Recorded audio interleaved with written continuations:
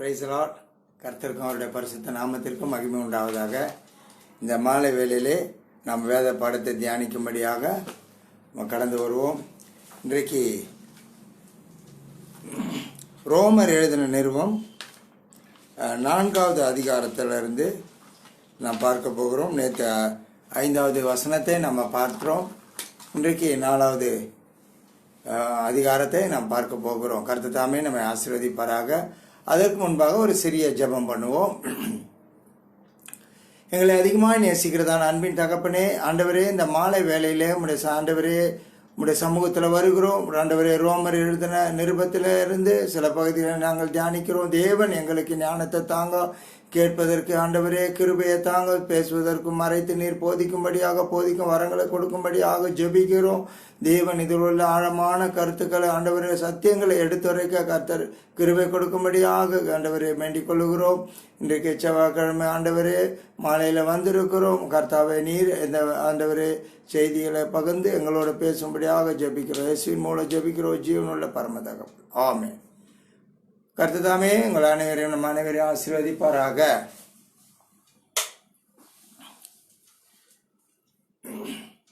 இந்த மாலை வேளையிலே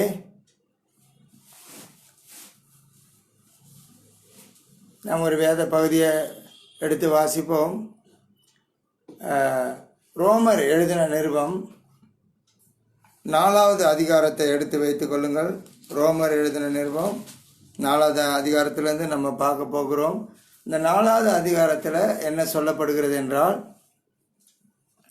வேத பகுதி பின்னணி பொருள் என்னன்னு பார்த்தீங்கன்னா, விசுவாசித்தால் நீதிமானாக்கப்படுதலின் சாட்சி ஆபிரகாமை குறித்து பவுல் சொல்லுகிறதை நம்மளால பார்க்க முடியும். முதற் பிதாவாகிய ஆபிரகாம் கிரியைகளினால் அல்ல, விசுவாசத்தினாலே நீதிமானாக்கப்பட்டு ஆசீர்வதிக்கப்பட்டான்.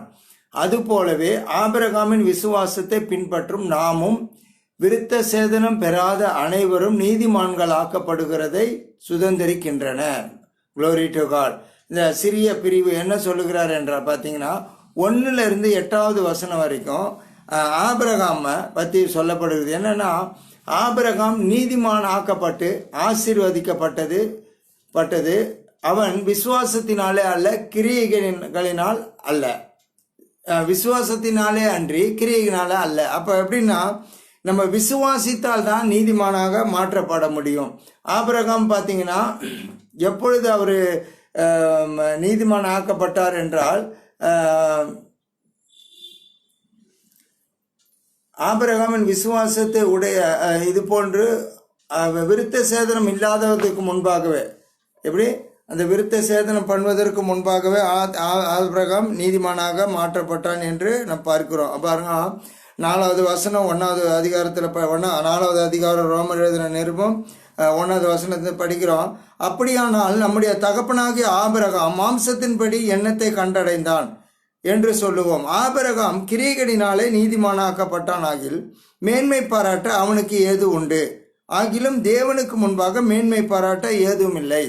வேத வாக்கியம் என்ன சொல்லுகிறது? ஆபிரகாம் தேவனை விசுவாசித்தான், அது அவனுக்கு நீதியாக எண்ணப்பட்டது என்று சொல்லுகிறது. கிரியை செய்கிறவனுடைய வரும் கூலி கிருபை என்று எண்ணப்படாமல் கடன் என்று எண்ணப்படும். அப்போ அந்த ஆபிரகாம் பார்த்தீங்கன்னா விசுவாசத்தினாலே அதாகப்பட்டது. இந்த முற்பிதாக்கள் அந்த யூத பாரம்பரியத்தை கொண்டு வந்து பாரம்பரியத்தில் அந்த ரோமர் சபையில் செய்யும்போது, அப்போ பவுல் அந்த சபையில் இருக்கிற சில காரியங்களை சத்தியத்தின்படி அதை கிளியர் பண்ணுறதை நம்ம பார்க்குறோம். அதில் அவர் சொல்கிற ஒரு பகுதி என்ன சொல்கிறார் பார்த்தீங்கன்னா, விசுவாசத்தினாலே ஆபிரகாம் தேவனை விசுவாசித்தான், அது அவனுக்கு நீதியாக எண்ணப்பட்டது. அப்போது கர்த்தர் அது மாத்திரம் இல்லை, 4:9 17 பார்த்தீங்கன்னா, இது போன்ற ஆபிரகாமின் விசுவாசத்தை உடைய விருத்த சேதனம் இல்லாதவர்களும் தேவனால் நீதிமான்கள் என்று எண்ணப்பட்டு ஆசீர்வதிக்கப்படுகின்றனர். இது மாதிரி ஆபிரகாமின் விசுவாசத்தை உடைய விருத்த சேதனம் இல்லாதவர்கள், அந்த காலத்தில் விருத்த சேதனம் பண்ணாதான் நீ கிறிஸ்தவன் என்று சொன்னும் அந்த காலத்தில். அப்போ அதை பவுல் மேற்கொண்டு காட்டுகிறார். ஆபிரகாம் விசுவாசிக்கிறதுக்கு போது பார்த்தீங்கன்னா, அவர் விருத்த சேதனம் பண்ணுறதுக்கு முன்னாலேயே அவர் என்ன பண்ணுறாரு பாருங்க. ஆதியாகமம் 15:6 படிக்கிறேன். அவன் கர்த்தரை விசுவாசித்தான், அதை அவர் அவனுக்கு நீதியாக எண்ணினார். அப்போ அவன் கர்த்தரை விசுவாசித்தான், அது அவனுக்கு நீதியாக எண்ணினான். இது எந்த அதிகாரம் பார்த்தீங்கன்னா 15வது அதிகாரத்தில் 6வது வசனத்தில். ஆனால் விருத்த சேதனம் பண்ணப்படுகிறது ஆபிரகாம் எப்போ பார்த்தீங்கன்னா, ஆபிரகாமுடைய நுனித்தோலின் மாம்சம் விருத்த சேதனம் பண்ணப்படும் போது அவன் 99 வயதாக இருந்தான்.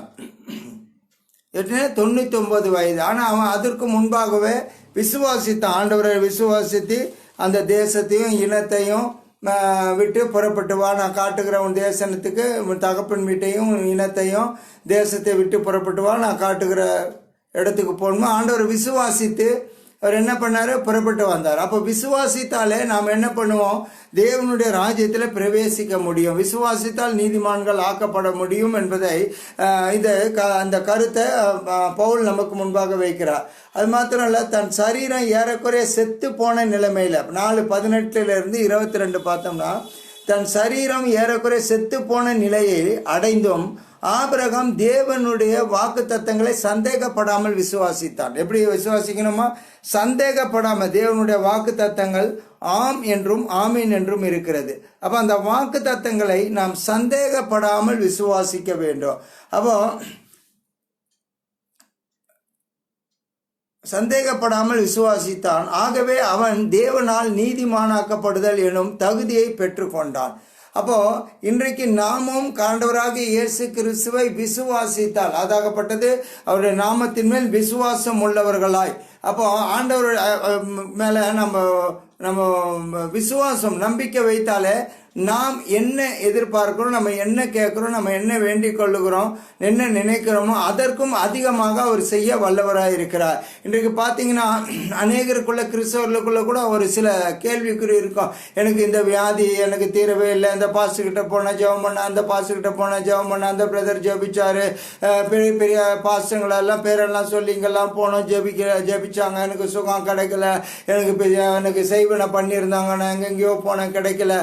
எனக்கு அன்பான தேவ ஜனமே, சகோதரனே சகோதரியே, நீ அங்கும் இங்கும் எங்கு போனாலும் விடுதலை கொடுக்கிறவர் ஆண்டவராகி இயேசு கிறிஸ்து. அப்ப நீ உன்னுடைய பகுதியில என்ன செய்ய வேண்டும், நீ விசுவாசிக்க வேண்டும். பார்த்தீங்கன்னா மார்க் எழுதின சுவிசேஷத்துல ஒரு இடத்துல சொல்றாரு, நான் உங்க சீசர்கிட்டலாம் நான் இந்த பையனை சின்ன வயசுல இருந்து நுர தள்ளி கீழே விழுறான், அவனை சின்ன வயசுல இருந்து அவனுக்கு அப்படிப்பட்ட ஒரு ஆவி அலக்கழிச்சுக்கிட்டு இருக்கு, அதனால நான் என்ன பண்ணேன், உங்களுடைய சீசர்கள்கிட்ட கொண்டு வந்தேன், அவங்களால அதை சுகம் கொடுக்க முடியல, அவங்களால அதை விடுதலையாக்க முடியலன்னு. அப்போ ஆண்டவர் சொல்லுகிறாரு, இவனை பாருங்க, அவர் சொல்றாரு, என்ன சொல்றாரு,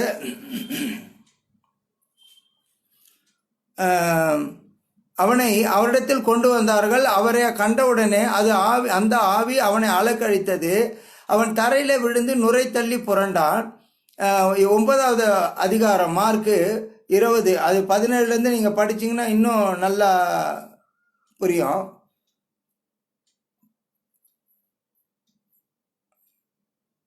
நான் 17 நானே படிக்கிறேன். அப்பொழுது ஜனக்கூட்டத்தில் ஒருவன் அவரை நோக்கி, போதகரே, ஊமையான ஒரு ஆவி பிடித்த என் மகனை உம்மிடத்தில் கொண்டு வந்தேன், அது அவனை எங்கே பிடித்தாலும் அங்கே அவனை அலைக்கழிக்கிறது, அப்பொழுது அவன் நுரை தள்ளி பல்லை கடித்து சோர்ந்து போகிறான், அதை துரத்தி விடும்படி உம்முடைய சீசரிடத்தில் கேட்டேன், அவர்களால் கூடாமல் போயிட்டு என்று ஆண்டவராக இயேசு கிறிஸ்து விட்ட அந்த ஒரு முறையிடுறார் அந்த பிள்ளையினுடைய தகப்பன். அவர் பிரதியுத்தரமாக, விசுவாசம் இல்லாத சந்ததியை, யாரை பார்த்து சொல்றாரு, அந்த சீசர்களை பார்த்து சொல்றாரு, விசுவாசம் இல்லாத சந்ததியே, எது வரைக்கும் நான் உங்களோட இருப்பேன், எது வரைக்கும் உங்களிடத்துல பொறுமையா இருப்பேன், அவனை என்னிடத்துல கொண்டு வாங்கன்னு சொல்றாரு. ஏன்னு கேட்டீங்கன்னா, ஜெபிக்கிற நபரும் விசுவாசிக்க வேணும், நம்ப வேணும். விசுவாசம் மீன்ஸ் நம்பிக்கை, கர்த்தர் மேல நம்பிக்கை வேணும். அப்போ ஜெபிக்கிறவரும் ஆண்டவருக்கு சுகம் கொடுப்பார் என்று நம்பி அவங்க ஜெபிக்க வேண்டும். அது மாத்திரமல்ல, அவனை அவரிடத்துல கொண்டு வந்தார்கள், அவரை கண்டவுடனே அந்த ஆவி அவனை அலக்கழித்து அவன் தரையிலே விழுந்து நுரை தள்ளி புரண்டான். அந்த ஆவி அவரை பார்த்த உடனே என்னவாச்சு, அலக்கழித்து தரையிலே நுரை தள்ளி விழுந்தான். அப்போ அவர் அவனுடைய தகப்பனை நோக்கி, இது இவனுக்கு உண்டாகி எவ்வளவு காலமாயிற்று என்று கேட்டார். அதற்கு அவன், சிறு வயது முதல் கொண்டே உண்டாயிருக்கிறது. சின்ன வயசுலேருந்தே இது இவனுக்கு உண்டாயிருக்கிறது. இவனை கொல்லும்படிக்கு அதை அநேகந்தரம் தீயிலும் தண்ணீரிலும் தள்ளிற்று. தீயிலும் தண்ணியிலும் தள்ளிடுது. நீர் எதனாக செய்யக்கூடுமானால், நல்ல கவனிங்க, நீர் எதாகிலும் செய்யக்கூடுமானால் ஆகும். அப்போ விசுவாசிக்கிறவனுக்கு எல்லாம் கூடும், இல்லை செய்யக்கூடுமானால் உதவி செய்ய வேண்டும் என்று கேட்குறான். அப்போ இயேசு என்ன சொல்கிறாரு பாருங்க, அவனை நோக்கி, நீ விசுவாசிக்க கூடுமானால் ஆகும். விசுவாசிக்கிறவனுக்கு எல்லாம் கூடும். கர்த்தருக்கு மகிமை உண்டாவதாக.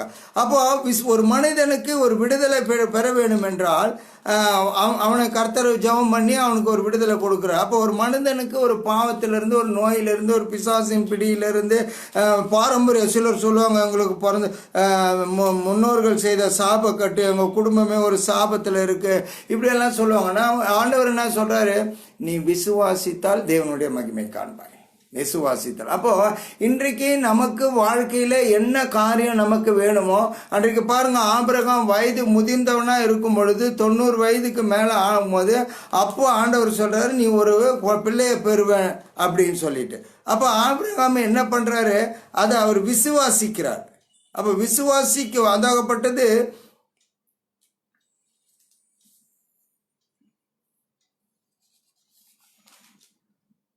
இந்த பாருங்க,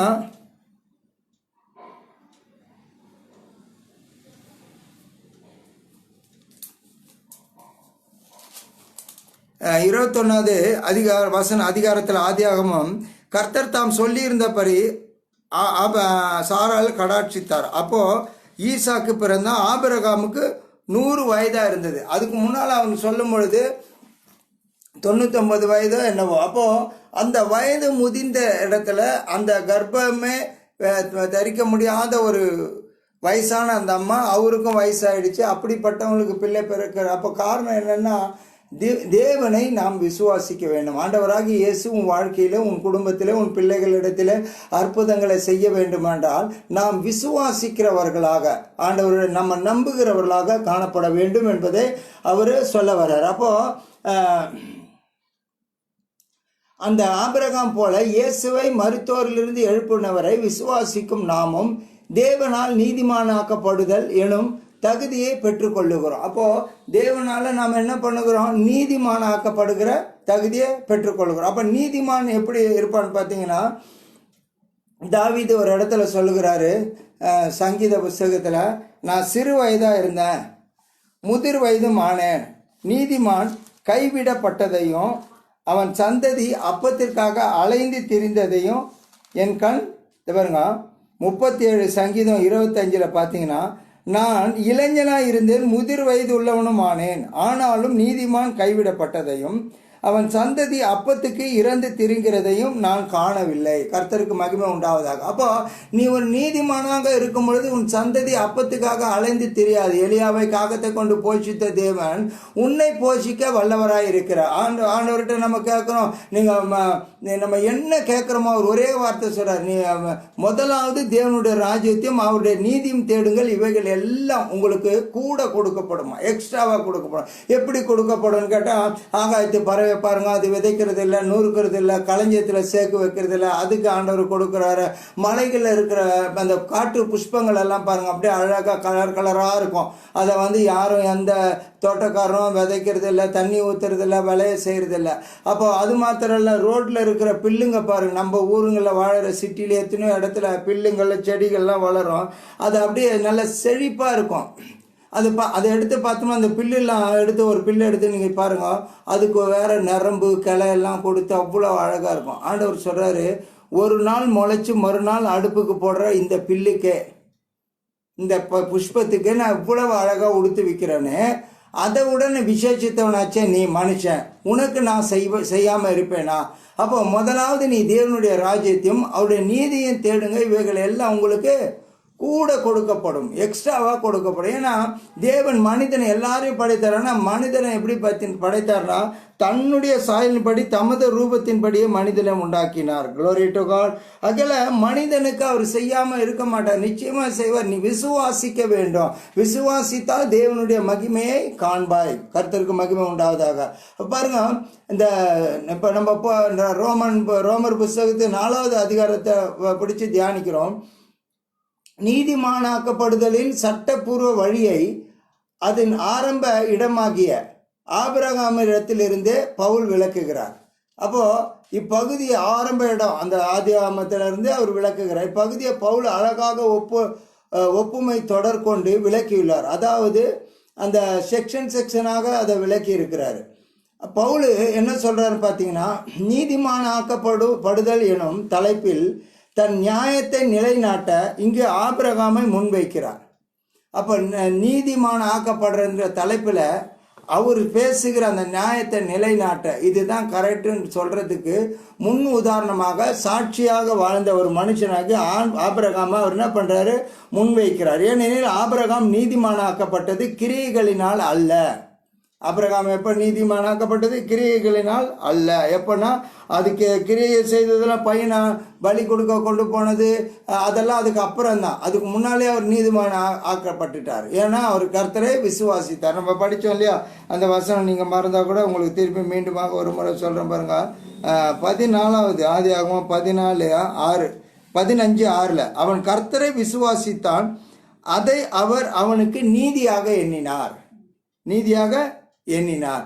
அப்போ அந்த ஆபிரகாம் நீதிமான் ஆக்கப்பட்டது கிரியைகள்னால அல்ல என அநேக யூதர்கள் கருது கொண்டிருந்தனர் எல்லாம். ஆகவே ஆபிரகாம் நீதிமான் எண்ணப்பட்டது அவர் தேவன் மீது கொண்ட விசுவாசத்தினால் மட்டுமே என பவுல் ஆணித்தரமாக விளக்குகிறார். ஆபிரகாம் நீதிமானாக ஆக்கப்பட்டது விசுவாசத்தில் மாத்திரம்தான் அப்படின்னு சொல்லி விளக்கிறார். மேலும் விருத்த சேதனம் மூலமே ஆபிரகாம் உடன்படிக்கை உண்டானது என்று எவரும் கூட முடியாது. விருத்த சேதனம் பண்ணிட்ட உடனே தான் ஏன்னா அந்த ரோமன் புஸ்தகத்தில் இந்த விருத்த சேதனத்துக்காக தான் சொல்ல வர்றார் மெயின் சப்ஜெக்ட். அப்போ அதனால தான் ஆபிரகாம் என்ன பண்ணார், நீதிமான் ஆக்கப்பட்டாருன்னு சொல்ல கூற முடியவே முடியாது. ஏன்னா அவர் 15வது வசனத்திலே அவர் என்ன பண்ணுறாரு, நீதிமான் ஆக்கப்பட்டுட்டார். அப்போ அவர் விருத்த சேதனம் எப்போ பண்ணுறாங்கன்னா 19வது அதிகாரம் 17வது அதிகாரம் அந்த சம்பவத்தை நம்ம படிச்சுக்கிட்டு இருந்தால் தெரியும். அது இன்னும் நாட்கள் ரொம்ப வருஷம் பொறுத்து தான். ஆபிரகாமுடைய நுனித்தோலின் மாம்சம் விருத்த சேதனம் பண்ணப்படும் போது அவன் 99 வயதாக இருந்தான். அப்போ இந்த இடத்துல பார்ப்போம் 12வது அதிகாரத்தில் அந்த வயசு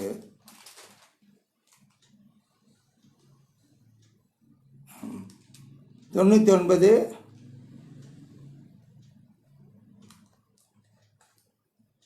12வது அதிகாரத்தில் கூட இருந்தார் அவருடைய முதல் வயசு. அப்போ அவர் நீதிமான ஆக்கப்பட்டது விருத்த சேதனத்தினால் அல்ல, விசுவாசத்தினாலே ஒரு மனுஷன் அப்போ நீதிமான ஆக்கப்பட முடியும். அப்படின்ற இந்த பாரம்பரிய வழிபாடுகளுக்கு சரியில்லை என்பதை சுட்டி காட்ட பவுல் என்ன பண்ணுறாரு, தன்னுடைய கடிதத்தை அந்த ரோம சபைக்கு எழுதுறதை நாம் பார்க்குறோம்.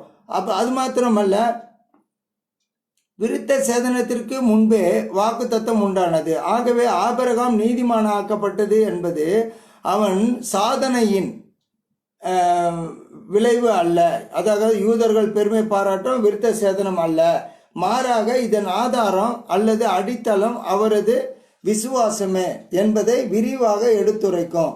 பவுல் இந்த விசுவாசத்தை இயேசு கிறிஸ்துவின் மரணம் மற்றும் உயிர்த்தெழுதலை மையமாக கொண்டு பின்பற்றும் யூதர் புறஜாதிகள் என ஒவ்வொருவரும் ஆபிரகாம் போல நீதிமானாக்கப்படுதலை சுதந்திரித்து கொள்ளுகிறார்கள். அப்போ என்ன காரணம் பார்த்தீங்கன்னா, இன்னைக்கு நீ நீதிமானாக்கப்பட வேண்டும் என்றால் விசுவாசித்தாலே நீ நீதிமான ஆக்கப்படுவ முடியும்.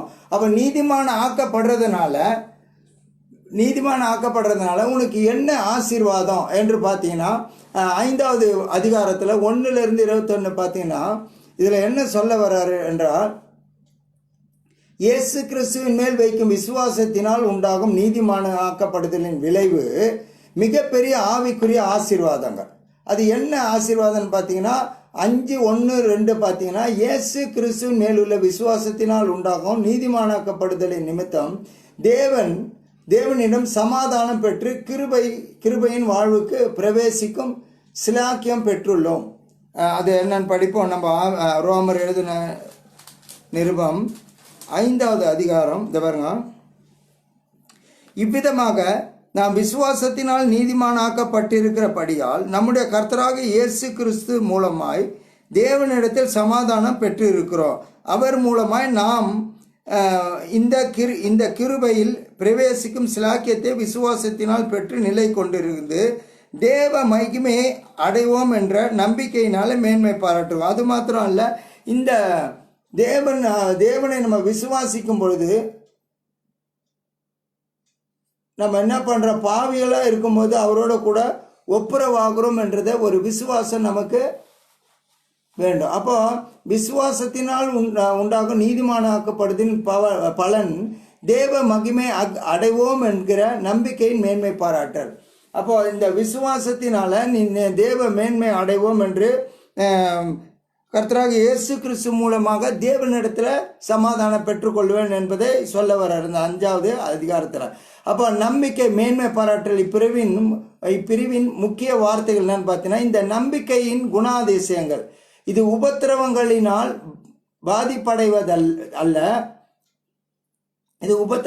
பாதிப்படைவதில்லை, மாறாக உபத்திரவங்களின் பலனால் உண்டாகும் பரீட்சிக்கப்பட்ட குணாதிசயங்கள் எதிர்நோக்கம். இந்த நம்பிக்கை வெட்கப்படுத்துவதில்லை, ஏனெனில் நமது வாழ்க்கையில் உள்ள பரிசுத்த ஆவியானவரின் பிரசன்னம் மகிமையான காரியங்கள் முன்பதாக உள்ளது என்பதற்கு உறுதி அளிக்கிறது. 2 கொரிந்தியர் 1வது அதிகாரம் 22வது வசனத்தை கூட நம்ம வாசிப்போம். 2 கொரிந்தியர் 1வது அதிகாரம்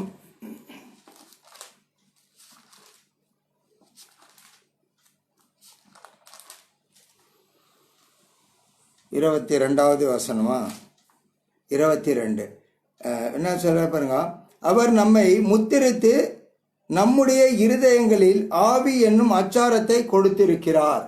அப்போ நமக்கு என்ன கொடுத்திருக்கிறாரு, பரிசுத்த ஆவியினுடைய அவர் விடுதலையாக்கி அந்த ஆவி என்ற அச்சாரத்தை கொடுத்திருக்கிறார். அப்புறம் விசுவாசத்தினால் உண்டாகும் நீதிமானாக்கப்படுதலின் பலன். அப்போ விசுவாசத்தினால் உண்டாகும் நீதிமானாக்கப்படுதலின் பலன் என்னன்னு பார்த்தீங்கன்னா, நாம் தேவனிடத்தில் சேர பலனற்றவர்களாகவும் பாவிகளாகவும் இருக்கும்போது அவரோடு ஒப்புரவாக்கப்பட்டது. எப்படின்னா, நம்ம விசுவாசத்தினால் உண்டாகும் நீதிமானாக்கப்படுறத பலன் என்னன்னு பார்த்தீங்கன்னா, நாம் தேவனிடத்தில் சேர பலனற்றவர்களாகவும் பாவிகளாகவும் இருக்கும்போது, நம்ம தேவனிடத்தில் சேர பலவீனமாகவும் பாவியாகவும் இருக்கும்போது அவரோடு ஒப்புரவாக்கப்படுறது தான் இந்த விசுவாசத்தினால் நீதிமானாக்கப்படுகிற பலன். அது மாத்திரமல்ல, 5:12-21 வரைக்கும் பார்த்தீங்கன்னா, விசுவாசத்தினால் உண்டாகும் நீதிமானாக்கப்படுதலின் விளைவு. இதை இந்த வசனத்தினுடைய இதை அப்படியே சுருக்கி சொல்கிறோம். அதில் என்ன மேட்ரு சப்ஜெக்ட் அப்படின்னு பார்த்தீங்கன்னா, 5:12-21 வரைக்கும் விசுவாசத்தினால் உண்டாகும் நீதிமானாக்கப்படுதலின் விளைவு கிறிஸ்துவின் நீதியான கிரியையினால், அதாகப்பட்டது சிலுவை, கிறிஸ்துவின் நீதியான கிரியையினால் உண்டான தேவனது அளவற்ற கிருபையை அனுபவித்தல். அப்போ அடுத்தது என்ன சொல்ல வர்றாரு, விசுவாசத்தினால் உண்டாகும் நீதிமானாக்கப்படுவதின் விளைவு என்னன்னு பார்த்தீங்கன்னா, கிறிஸ்துவின் நீதியான கிரியையினால் உண்டான தேவனது அளவற்ற கிருபையை அனுபவிப்பது. விளக்கம் என்னன்னு பார்த்தீங்கன்னா, இயேசு கிறிஸ்துவின் மேல் வைக்கும் விசுவாசத்தினால் நீதிமானாக்கப்படுகிறவர்கள் தேவ சமாதானம், பொறுமை, நம்பிக்கை எனும் ஆசீர்வாதங்களை உள்வாசம் செய்யும் பரிசுத்த ஆவியினாலே அனுபவிக்கிறார்கள். அது பாருங்க, அந்த வசனத்தை கூட நம்ம பார்ப்போம் ரோமரில் பார்த்தீங்கன்னா. அது மாத்திரமல்ல, இந்த கிருபையை நமக்குள்ளே இருக்கும். என்னன்னு பார்த்தீங்கன்னா, அது மாத்திரமல்ல, 5:3 உபத்திரமும் பொறுமையும், பொறுமை பரீட்சையையும், பரீட்சை நம்பிக்கையும் உண்டாக்குகிறது என்று நாங்கள் அறிந்து உபத்திரவங்களிலேயும் மேன்மை பாராட்டுகிறோம். அப்போ மேலும் நமக்கு அருளப்பட்ட பரிசுத்த ஆவியினால தேவ அன்பு நம் இருதயங்களிலே ஊற்றப்பட்டு இருக்கிறபடினால் அந்த நம்பிக்கை ஒருபோதும் வெக்கப்பட்ட மாட்டாது. அப்போ தேவ அன்பு நம் இருதயத்தில் ஊற்றப்பட்டு இருக்கும் பொழுது தேவன் நம்ம விடுதலை ஆக்கினா நமக்கு என்ன இருக்கும், அந்த உபத்திரவத்தின் நேரத்தில் பொறுமையாக இருக்க கற்றுக் கொடுப்பார். அந்த பொறுமை என்னவோ அந்த பரீட்சை உன்னை உருவாக்கும். இந்த மாதிரி நேரத்தில் என்ன செய்யலாம், எப்படி செய்யலாம், அந்த ஒரு பரீட்சை உன்னை உருவாக்குற பரீட்சை, அந்த ஒரு பரீட்சையும் அப்புறம் நம்பிக்கையும் உண்டாக்கும். அது அப்போது அந்த இதில் அது இந்த ஒரு பாருங்கள், நீதிமானாக்கப்படுகிறவர்கள் தேவ சமாதானம், பொறுமை, நம்பிக்கை எனும் ஆசீர்வாதங்களை உள்வாசம் செய்யும் பரிசுத்த ஆவியினால் அனுபவிக்கின்றன. எதில்? பரிசுத்த ஆவியினால அதை அனுபவிக்கிறாங்க. மேலும் இவர்கள் கிறிஸ்துவின் மரணத்தால் ஒப்புரவாகுதலை அருளிய தேவனின் மிகப்பெரிய அன்பின் மேன்மையை உணர்கின்றன. மேலும் என்ன பண்ணுறாங்க? பரிசுத்த ஆவியினால அதை அனுபவிக்கிறாங்க. மேலும் இவர்கள் கிறிஸ்துவின் மரணத்தால் ஒப்புரவாகுதலை அருளிய தேவனுடைய மிகப்பெரிய அன்பின் மேன்மையை உணர்கின்றன. மேலும் 5:12-21 அதனுடைய என்ன சொல்ல வர்றாருன்னா, இப்போ 12-21 பகுதி மூலம் தேவனின் இலவச கிருபை எல்லா மனிதருக்கும் எவ்வாறு பொருந்திருக்கிறது என்பது ஆதாம் கிறிஸ்து ஒப்பீட்டு மூலம் பவுல் விளக்குகிறார். அப்போ பாருங்க, என்ன ஆதாம் என்ன சொல்லுகிறார் பார்த்தீங்கன்னா,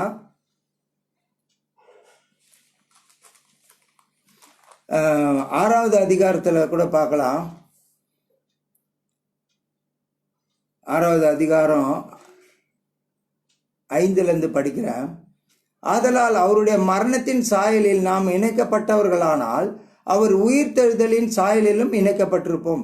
நாம் இனி பாவத்துக்கு ஊழியம் செய்யாதபடிக்கு பாவ சரீரம் ஒழிந்து போகும் பொருட்டாக நம்முடைய பழைய மனுஷன் அவரோட கூட சிலுவையில் அறையப்பட்டான் என்று அறிந்திருக்கிறோம். மரித்தவன் பாவத்துக்கு நீக்கி விடுதலையாக்கப்பட்டிருக்கிறான். ஆகையால் கிறிஸ்துவுடனே கூட மரித்தோமானால் அவருடனே கூட எழுந்திருப்போம். இன்னொரு வசனம் பார்த்தீங்கன்னா, ஆதாம் முதலாவது ஆதாம் என்ன பண்றாரு? மரிக்கிறார். அவர் பாவத்துக்கு மரிக்கிறாரு. ஆண்டவர் என்ன பண்றாரு?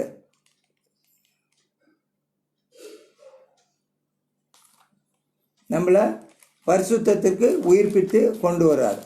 முதல் மனுஷன் பாவத்தில் நம்மளை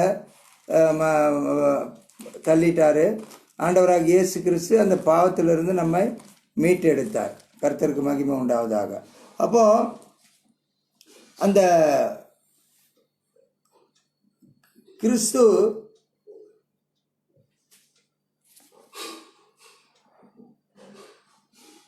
இந்த இடத்துல சொல்லுகிறார் பாருங்க, ஆகையால் ஒரே மீறுதலினால எல்லா மனுஷனும் 16லேருந்து படிக்கிறேன்.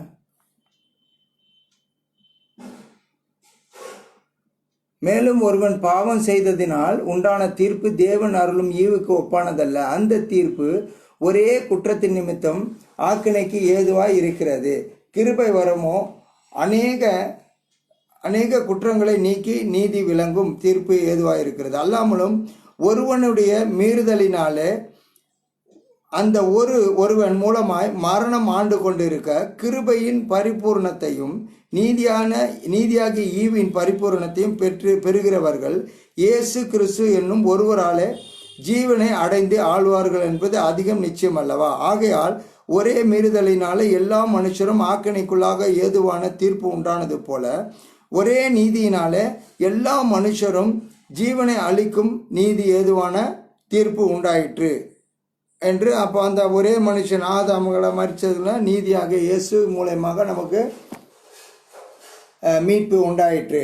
அப்போ பாருங்க, கிறிஸ்து ஒப்பீடு மூலம் பவுல் விளக்குகிறார். அதாவது ஆதாமின் மூலம் விளங்கிய உலகளவிய பாவத்தின் விளைவை விட கிறிஸ்துவினால் விளங்கிய அளவு கடந்த கிருபை அவரை விசுவாசிப்போர் வாழ்க்கையில் மேம்பட்டு இருக்கிறது என்பதை அந்த ரோமர் சபைக்கு யூதர்களுக்கும் புறஜாதிகளுக்கும் எழுதுகிறார். அவர் யூதர்களுக்கும் புறஜாதிகளுக்கும் மாத்திரமல்ல நமக்கும் சேர்த்து தான் சொல்லுகிறார். அப்போது விருத்த சேதனத்தினால் அல்ல, நீ சின்னதில் தெளிப்பு ஞான ஸ்நானத்தினால அல்ல, நீ இஸ்ரேவேலில் பிறந்ததுனால அல்ல, நீ கிரேக்கில் பிறந்ததுனால அல்ல, நீ பிறந்ததுலேருந்து நீ கிறிஸ்துவனால அல்ல, இருதயத்தில் விருத்த சேதனம் பண்ணப்படுவதே விருத்த சேதனம். ஆகையால் தேவன் எதிர்பார்க்கிற பரிசுத்தம் நமக்குள்ளே காணப்பட வேண்டும். அப்போ நம்ம உலகத்திலே காணப்படுகிற அசுத்தத்துக்கு விலகி ஜீவிக்க வேணுமே ஆனால், நாம் அந்த பாவத்தை ஜெயிக்க வேணுமே ஆனால், தேவனுடைய கிருபை நமக்குள்ளாக காணப்பட வேண்டும். குமாரன் உங்களை விடுதலையாக்கினால் மெய்யாக விடுதலை ஆவீர்கள். ஆவியானவர் எங்கே உண்டோ அங்கே விடுதலை உண்டு. அப்போது ஆண்டவராக இயேசு கிறிஸ்து தானே நம்ம விடுதலை ஆக்க வேண்டும். அப்போ நாளுக்கு நாள் விடுதலை ஆக்க வேண்டும் என்றால் நம்ம தாழ்மையோடு கர்த்தரிடத்தில் கேட்க வேண்டும். நம்ம விடுதலை ஆகிட்டோம் முடிச்சிட்டோம்னு சொல்ல முடியாது. இன்றைக்கி பாவம் போனோம், திருப்பி அந்த பாவம் மறுநாள் தூங்கி எழுந்தோன்னு யார் மேலே ஒரு கோபம் இருக்கும், ஒரு கசப்பு இருக்கும், இதெல்லாம் கூட பயம் இருக்கும், இதெல்லாம் கூட ஒரு பாவம் தான். அப்போ முற்றிலும் நீ விடுதலை ஆக வேண்டும் என்றால் ஆண்டவராக இயேசு கிறிஸ்துவை நோக்கி நாம் ஜெபிக்க வேண்டும். ஆண்டவரே, நான் நிர்பந்தமான மனுஷன், பாவியாக என் மேல் கிருபையாக இறங்கோ. அன்றைக்கு நாத்தான்வேலு சொல்லுகிறார் தாவீதிடத்தில், நீ சின்ன வயசில் ஆடு மேய்ச்சிக்கிட்டு இருந்த, நீ இப்படியாக இருந்தவன், உன்னை ஆண்டவர் கொண்டு வந்து இன்னைக்கு சமஸ்த இஸ்ரவேலுக்கும் ராஜாவா ஆக்கினார் சொல்லிட்டு அவருடைய வாழ்க்கையை குறித்து சொல்லும் பொழுது அவர் என்ன சொல்றார், திரும்பி நின்று, தேவரீர் என்னை இதுவரைக்கும் கொண்டு வந்ததற்கு நான் எம்மாத்திரம், என் வீடு எம்மாத்திரம்ன்றார். கர்த்தருக்கு மகிமை உண்டாவதாக. அதே போல நம்மை இம்மட்டும் தேவன் தெரிந்து கொண்டது பெரிய சிராக்கியம். இன்னைக்கு ஜீவனுள்ள தேவன் உன்னை தெரிந்திருக்கிறார், நீ ரட்சிக்கப்பட்டிருக்கிறது ஒரு பெரிய பாக்கியம். எல்லாருக்கும் கிடைக்காத ஒரு பாக்கியத்தை ஆண்டவர் கொடுத்திருக்கிறார். அது மாத்திரம் நமக்கு போதும். அப்போ இந்த உலக கவலைகள் நம்ம சேதப்படுத்தாமல் இருக்க வேண்டுமானால் கர்த்தரை விசுவாசித்து, கர்த்தரை துதித்து, கர்த்தரை மகிழ்ந்து, கர்த்தரை போற்றி எல்லாவற்றுக்கும் தேவனிடத்தில் கிருபை பெற்றுக்கொள்ள வேண்டும். பவுல் சொல்லுகிறார், நான் பசியா இருக்க கற்றுக்கொண்டோம், துன்பப்பட நிந்திக்கப்பட 1 அடி சவுக்கால அடி வாங்கணும், இப்படியெல்லாம் அவர் சொல்லுகிறத நம்ம பார்க்கிறோம். ஆகையால அந்த தேவ சமூகத்திலே நாம் உண்மை உள்ளவர்களாக பரிசுத்தம் உள்ளவர்களாக நம்ம வாழ வேண்டும் என்பதை அப்போஸ்தலனாகிய பவுல் ரோம சபைக்கு மாத்திரமல்ல உலக அளவிய எல்லா சபைக்கும், எல்லா விசுவாசிகளுக்கும், எல்லா மனிதர்களுக்கும் அவர் எழுதுகிறதை நாம் பார்க்கிறோம். ஆகையால நாமும் அந்த கிருபையில வளருவோம். எல்லாவற்றுக்காகவும் எப்பொழுதும் விழித்திருந்து ஜெபிக்கிற ஒரு அனுபவம் நமக்குள்ளாய் காணப்படும்படியாக எல்லாரும் கண்களை மூடி நம்ம ஜெபம் பண்ணுவோம்.